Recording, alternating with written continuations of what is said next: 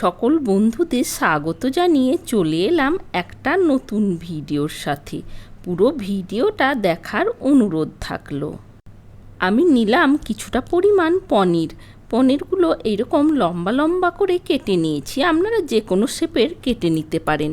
এর মধ্যে দিয়ে দিলাম পরিমাণ মতো লবণ, তার সাথে দিয়ে দিলাম সামান্য লঙ্কার গুঁড়ো। এবার লবণ আর লঙ্কার গুঁড়োর সাথে দিয়ে দিলাম সামান্য কসুরি মেথি। এবার সব কিছু উপকরণ বেশ ভালোভাবে পনিরের মধ্যে মাখিয়ে নেওয়ার পর এটা আমি 5 থেকে 7 মিনিটের জন্য ম্যারিনেট করে রেখে দেব।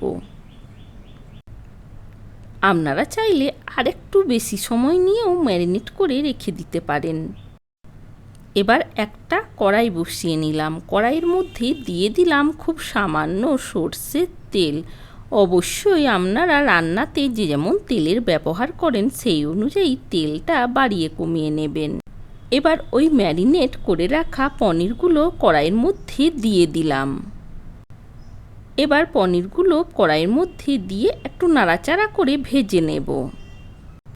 যেহেতু পনিরগুলো অনেকটাই নরম আছে, তাই আলতো হাতে বেশ ভালোভাবে একটু নাড়াচাড়া করে ভেজে নিতে হবে।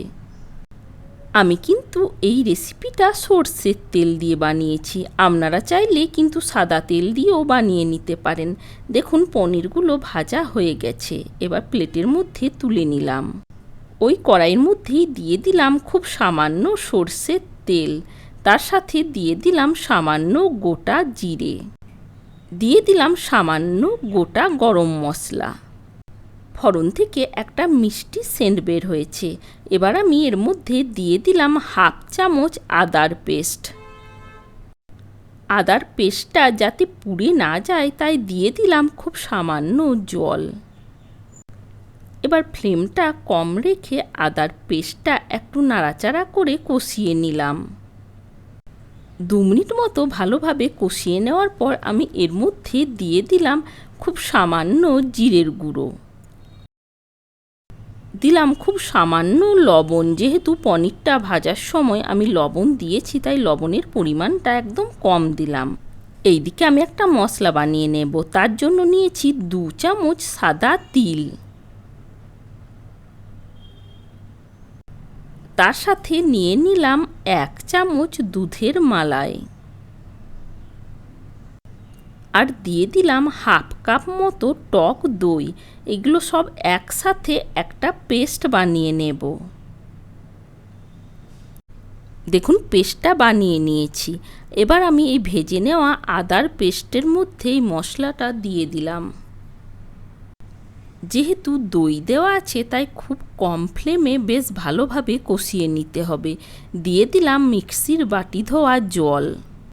ফ্লেমটা কম রেখে আমি 3 থেকে 4 মিনিট মতো সময় নিয়ে বেশ ভালোভাবে কষিয়ে নিয়েছি।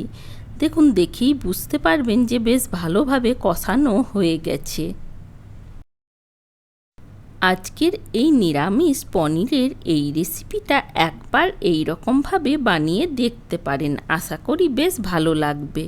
দেখুন বেশ ভালোভাবে কষানো হয়ে গেছে। এবার আমি এর মধ্যে দিয়ে দিলাম হাফ কাপ মতো দুধ। আমি এখানে গরুর দুধ ব্যবহার করেছি। আপনারা চাইলে মিল্ক পাউডারও দিতে পারেন। তার সাথে দিয়ে দিলাম 1 কাপ জল। বেশ ভালোভাবে একটু নাড়াচাড়া করে নিলাম। 1-1.5 মিনিট মতো বেশ ভালোভাবে গ্রেভিটা ফুটিয়ে নেওয়ার পর আমি এর মধ্যে দিয়ে দিলাম ওই ভেজে নেওয়া পনিরগুলো দিয়েও বেশ ভালোভাবে একটু নাড়াচাড়া করে মিশিয়ে নেব। এবার আমি ওপর থেকে ছড়িয়ে দিলাম কিছুটা পরিমাণ ধনেপাতা কোচানো। এবার কিছুক্ষণের জন্য একবার ঢাকা দিয়ে দিলাম। ঢাকা দিয়ে 2 মিনিট মতো ফুটিয়ে নিয়েছি। দেখুন তৈরি হয়ে গেছে। রুটি, লুচি, পরোটা সব কিছুর সাথেই খাওয়ার জন্য একদম তৈরি হয়ে গেছে। আমি ওপর থেকে ছড়িয়ে দিলাম সামান্য ভাজা জিরের গুঁড়ো। এই ভাজা জিরের গুঁড়ো দেওয়ার কারণে টেস্টটা কিন্তু বেশ ভালো লাগে। 2 মিনিটের জন্য স্ট্যান্ডিং টাইমে রেখে দিয়েছিলাম। আপনারা চাইলে নামানোর আগে একটু ঘিও দিতে পারেন। এবার একটা প্লেটের মধ্যে সার্ভ করে নিচ্ছি। মূল্যবান সময় বের করে পুরো ভিডিওটা দেখার জন্য অনেক অনেক ধন্যবাদ। তার সাথে যদি আমার এই রেসিপিগুলো ভালো লেগে থাকে, চ্যানেলটা সাবস্ক্রাইব করার অনুরোধ থাকলো। তার সাথে বেল নোটিফিকেশনটা অন করে রাখার অনুরোধ রইল।